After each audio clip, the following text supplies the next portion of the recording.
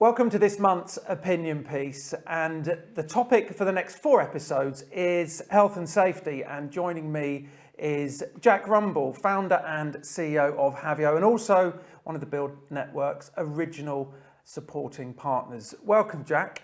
Thank you. Health and safety, obviously it's not the most riveting of subjects, but it's something that's often overlooked. Let's start from the beginning. Yeah. In a quick summary, what is it and what is required? Appreciate, obviously, we've got residential, commercial, etc. Yeah, I mean, look, I like keeping things simple. So health and safety in a nutshell is all about keeping people safe. That is literally what it's about. It seems that it's gone a little bit far the other way, which is more about ticking boxes and pushing bits of paper around. But in a nutshell, all you're trying to do is keep people safe in the workplace or by things affected by the work in workplaces. So that in a nutshell is what it is, but there's lots and lots of layers to it, and there's an often said phrase which is it's just common sense, but what we've learned in the industry is common sense isn't that common. So yeah, that's where people like myself and my company come in. You say different layers, different areas. Is it clear enough? No. What should be in place? Because my background residential, not many people use it. No, I mean, the thing is with it, health and safety is at the legislation. So we've got the Health and Safety at Work Act 1974. It's been around since 1974. It's actually a very good piece of enabling legislation, and there's lots of regulations made under it. The actual regulations, there's nothing wrong with it. There's been lots and lots of reviews. Back in 2010 with David Cameron, he wanted to throw a torch paper over getting rid of regulations. They did a review. It was actually found to be very fit for purpose. The problem is with it is the application. So people who want to take the regulations and then apply what they think is what's said in the regulations, and then they apply it wrong. And there's been lots and lots of cases in the media where health and safety, the Daily Mail ran a brilliant campaign in terms of taking the mick out of health and safety, and then the HSE sort of hit back with the Mythbusters side. But there was things like banning conkers in the playground. Well, that's got nothing to do with work, but suddenly that was health and safety was blamed for it. Then you had people putting up hanging baskets and not being able to water them, and then that was it. But there's lots and lots of areas where you can take the mick out of it, but fundamentally, we still have too many people in the UK dying each year from workplace fatalities, and there's still much work to do, even though there's been massive strides in terms of the numbers and driving them down. But yeah, there are lots of people out there who over-egg it. And I'll give you the main reason I believe that people over-engineer things is because they're worried about what comes back to them if they don't give the right advice. So like structural engineers. Like structural engineers. So being the CEO of a health and safety consultancy, you could argue, well, I would want my team to basically over-egg it to say, look, if you're unsure, just go for the next solution up the chain. And one of the things that I rally around is because we're trying to keep people compliant, but we're also trying to allow people to work profitably. You need to be able to work with people and come up with the most pragmatic, cost-effective solution. Now, that isn't easy when you've got health and safety people who at times can be a little bit risk-averse and they want to cover their backsides. So that's when people like me have to get involved and make sure that the team are following the principles of prevention, which essentially is you try and eliminate risk, and if you can't eliminate, you reduce it, control it, and all the way down to PPE. Right, to make it clear, from the research I've done, my background of being residential, your commercial, your tier 1, 2s is written in. Mm-hmm. Let's take a residential contractor, gang of 10, extensions, refurbs. In a basic nutshell, what's the bare minimum they should have? Because a lot of us don't. Okay, yeah, understood. So as you rightly said, if you're working for the tier 1s, the tier 2s, it's going to be baked in, it's going to be in your prelims, you're going to have it in place. Sorry to interrupt, but what's frightening, that's only 2% of the industry. Exactly. So there's 98% of me's. Yes, and this is where there's more, there'll be the statistics which the HSE put up on the website, which say, it say how many workplace fatalities there are each year, how many serious incidents over 7-day riddles, all of this kind of stuff. That doesn't scratch the surface because that requires people to report on the Riddle website. Now, to report on the Riddle website, you need to know that it's there in the first place, or you need to be of the mindset that you're going to report because people think that they're stitching themselves up if they do. So those statistics that are in there won't be telling the full story. So on your residential builds, there are more and more incidents on there, and there's more risk in those builds than there is on the big tier one commercial projects. What your question was, what do people need to have as the bare minimum? So if you've got a team of, let's say for instance, 10 people working for you, so you need to have by law, if you've got over 5 people, a written health and safety policy, which is essentially what are you signing yourself up to, how are you going to manage risk, and what are your arrangements for doing so. So that's a pretty standard document. Now, you can go on the HSC's website and they can give you a template to have that document in place. You don't need to come to someone like myself to write you one. Is that template any good? It does the job, but the biggest thing is doing the job is it's only as good as what people are going to follow it. So if only anyone's just doing it to tick the box, what they won't realise is they're signing themselves up to loads of stuff about how they're going to manage risk that they probably won't be doing.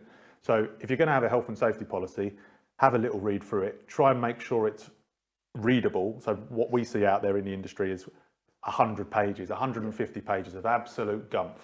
There's no point, but there's some very big consultancies out there and everyone in between who makes money by sending lots of paperwork, and people feel weirdly more safe by having more documentation. I've just lost a pretty big contract, and part of the discussion point I was having with them when I was up against a competitor was that they felt more protected because the competitor had given them a policy that was 150 pages. I'd given them one that was 20 pages, and I asked them the question, I said, which one's more likely to be read? They said the 20-pager. I was like, okay then, so why are you thinking you're more protected there? I can guarantee you that one there is going to stitch you up. I couldn't win the argument, but anyway, that's so. Health and safety policy is your first thing. What are you going to do? Set your stall out at the start. Then you need access to a competent person for health and safety advice.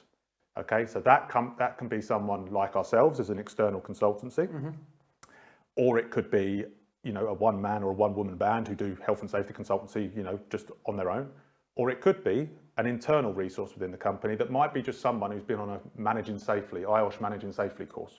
So you don't have to be engaging with consultants to provide you with that competent advice. And that's a bit of a misstep, a misunderstanding that's probably been baked in by consultancies trying to make money for themselves, where they say you must have a competent person and it must be one of us. That's not the case. So you have the policy, the competent source of advice. The most important part is the risk assessment. And in the construction industry, it's usually followed by a risk assessment method statement, which the acronym that most people will understand is RAMS, risk assessment method statement.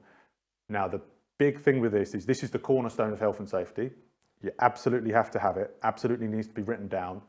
And essentially what you're doing is you're identifying the hazards within your work, and then you're saying who may be harmed, what are the controls to ensure that you control that risk, that control that hazard and reduce it as low as possible, or if possible, eliminate it.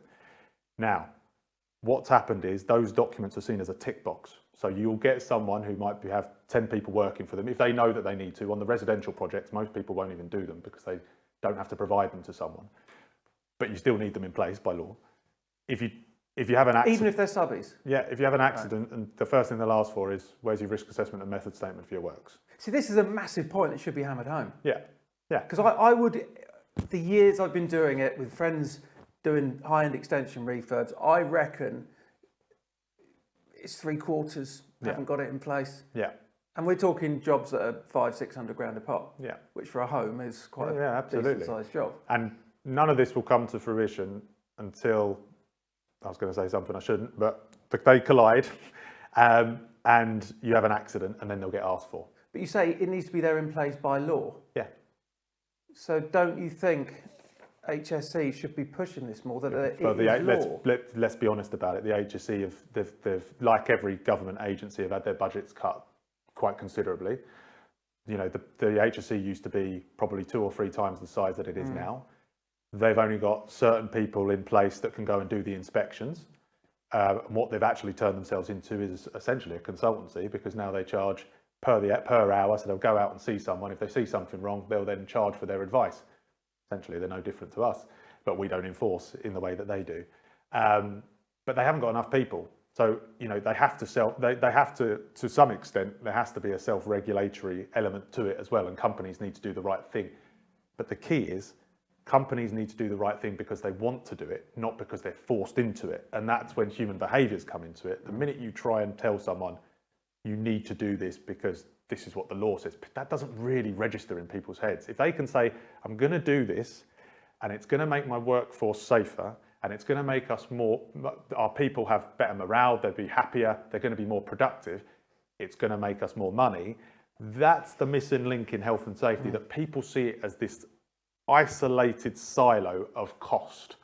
Health and safety is a cost. That's what it's seen as, until things go seriously wrong, and then people realise that that was paled into insignificance with regards to what they would be fined and what the potential issues. HSC could do with a rebranding then. If I believe what you said, if it's pushed more of safer workforce, better working environment, more productivity, more profit to the it's not it's the health and safety in and of itself as a subject matter needs a rebrand, because people don't understand, and people in my position haven't done a good enough job of explaining why we can actually be a real value add to a business.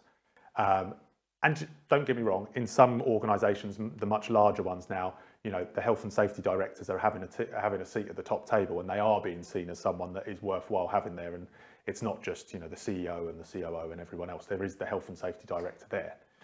But we're not regulated, so no one's enforcing it. The accidents I've seen, my own accident, putting a router through my thumb. They're accidents. Are they avoidable? Mine was my own fault. I was routing out a plinth for a vent to go under the fridge. I was outside, end of the job, a bird tweeted, I looked up and it just, that was an accident. However, you've then got one of the subbies, a chippy, firing a first fix nail gun, and it hits a knot in the middle of a bit of 4x2. You can't see that. No. It kicks 90 degrees and he's wearing it through his thumb.